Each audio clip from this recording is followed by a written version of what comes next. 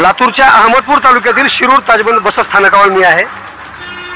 मागच्या 26 जुलै रोजी एक घटना घडली आहे, जिचं नाव जनाबाई शंकर आंदे हे 49 वर्षीय महिला लातूर बसमध्ये जात असताना त्या महिलेचं मणिमंगळसूत्र असा एकूण ऐवज कमीत कमी 40 ते 50 हजार रुपयांचा ऐवज लंपास करण्यात आला। नेमकं कोणत्या कारणामुळे या शिरूर ताजबंदच्या बसस्थानकावर घटना घडतात तुम्हाला मी दाखवणार आहे। बघू शकता तुम्ही याच ठिकाणी शिरूर बसस्थानकावरती 3 कॅमेरे CCTV कॅमेरे लावण्यात आलेत, मात्र या कॅमेऱ्यांचा काहीही उपयोग नाही। कारण बस आलेली माझ्या डाव्या बाजूच्या प्लॅटफॉर्मवरती असे थांबतात आणि थांबल्यानंतर जे चोर लोक आहेत सरळ बसमध्ये जातात, काय त्यांच्या मनमानी कारभार करायचा आहे, चोरी करायचा आहे ते करतात आणि निघून जातात। मात्र ते कॅमेरा त्यांना कॅच करत नाही।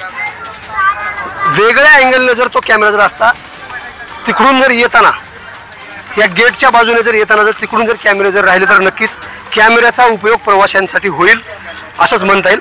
आणि खऱ्या अर्थानं इथलं बसस्थानक प्रशासन का बदली करत नाही हे कॅमेरे गेल्या अनेक महिन्यापासून या बसस्थानकाचं काम सुरू आहे, मात्र हे 2 कॅमेरे जे आहेत हे काहीही उपयोगात येणारे नाहीत।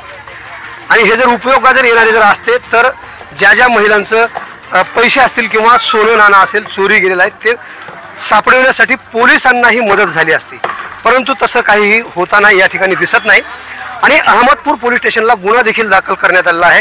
49 वर्षीय महिलेनं अहमदपूरच्या पोलीस स्थानकामध्ये जाऊन गुन्हा देखील दाखल केला आहे, मात्र आजपर्यंत पोलिसाच्या हाती ना चोर लागला आहे ना त्या गेलेल्या महिलेचे दागिने लागले आहेत। हे एक मोठं अहमदपूर पोलिसांपुढचं आव्हान आहे। तात्काळ या बातमीची दखल घेऊन बसस्थानक प्रशासन हे कॅमेरे जे आहेत लोकांच्या उपयोगासाठी लागतील असे बसवतील का हे पाहणं औचित्याचं ठरते। ताजे आणि महत्त्वाचे अपडेट पाहण्यासाठी पाहत राहा आवाज बहुजनांचा न्यूज लाईव्ह करता शिवाजीराव गायकवाड, अहमदपूर, लातूर। पुन्हा भेटणार आहोत पुढील बातमीमध्ये, तोपर्यंत जय हिंद। आवाज बहुजनांचा।